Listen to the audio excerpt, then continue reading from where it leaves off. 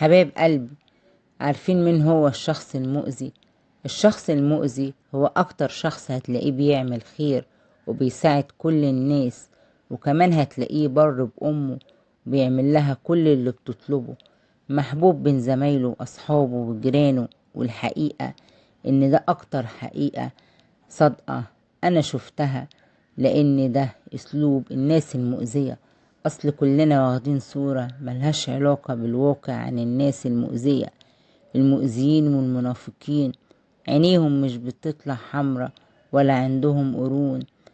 يجي الواحد منهم يقنعك انه قلبه على قلبك وخايف عليك وبيحبك، وهو مش طايقك ولا طايق وجودك في الدنيا.